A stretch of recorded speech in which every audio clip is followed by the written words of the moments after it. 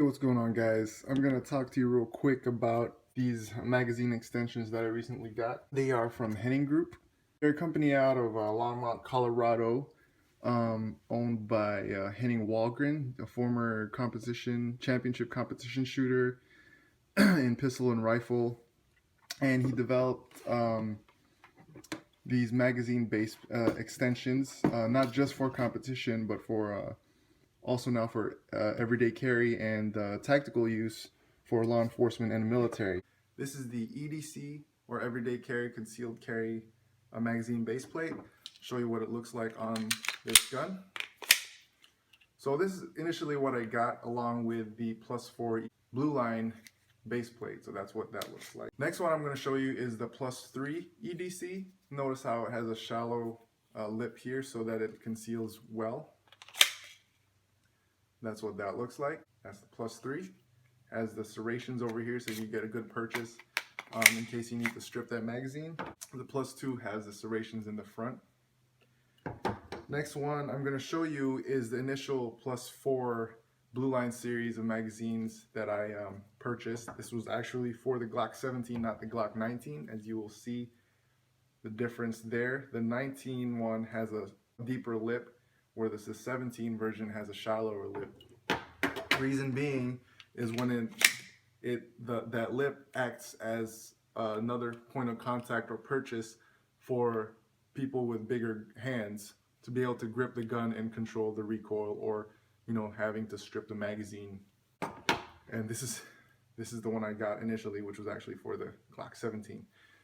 Still works, still does the job, still able to strip it, but it didn't drop free, and I'll show you how to mitigate that. Smith & Wesson M&P blue line series of magazine extensions. These are both +3 magazine extensions. They look great. One of the nice things about what Henning did is they added serrations on the side to add to the grip texture. Some of the base plates out there is just nice, smooth, looks great, but these have these serrations so that you could, strip the magazine really easy if you needed to. Nice thing with the M&Ps, you don't really ever need to strip. They drop free, nice and easy with no effort. So depending on how you train or have trained to do your reloads, there's several ways you could take advantage of the design of the Henning blue line series of magazine base plates for the Glocks. Let's say your gun goes dry.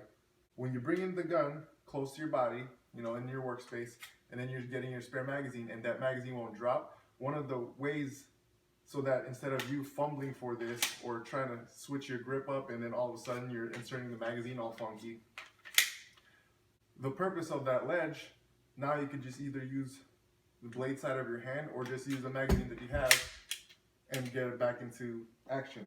Another method, which I use, so I'm out here, bang, bang, bang, gun goes dry.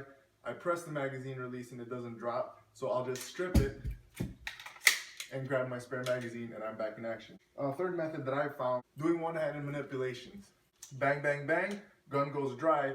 Now you could use that ledge on your magazine to help strip the magazine off of the gun, be it your holster, your belt, anywhere, as long as you're not flagging your own body parts or someone next to you. You could use whatever you can get that magazine hung up on and just drop that magazine and then do your one-handed reload. Another purpose for the design of the magazine base plate, you see the cutout over here. It's not just to look cool. It looks like, looks like ninja shoes or the foot soldiers from Ninja Turtles shoes.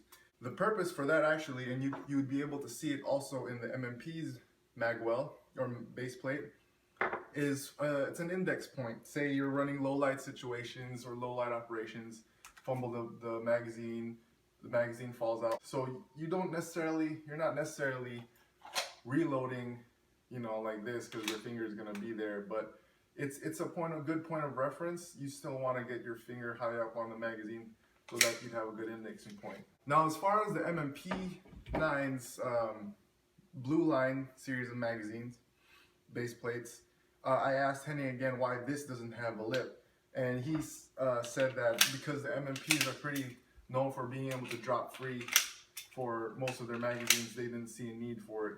But they did add serrations at the bottom, so that if it does get stuck, you'd still have a place that you'd be able to get a good purchase on the magazine.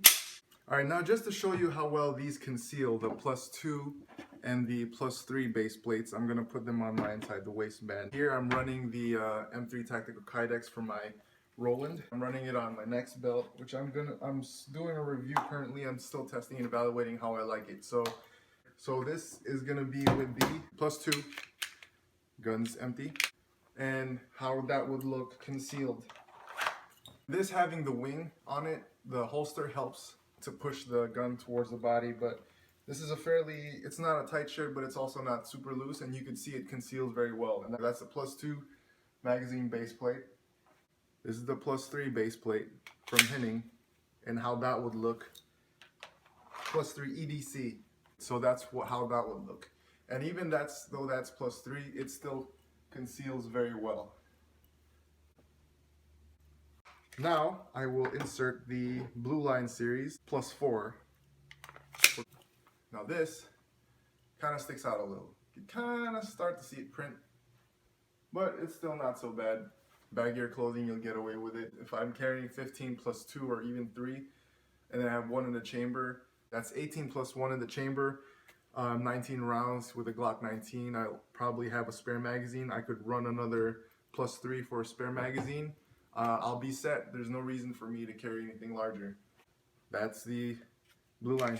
All right, hey, thanks for tuning in. To get 10% off your next order over at Henning Group, go ahead and type in the code GO410, GO, the number 4 and number 10. I'll put a little thing right here so you can copy it.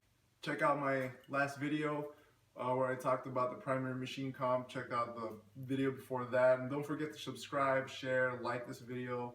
Leave a comment down below, any suggestions, or tell me what you think about my videos. Catch you next time.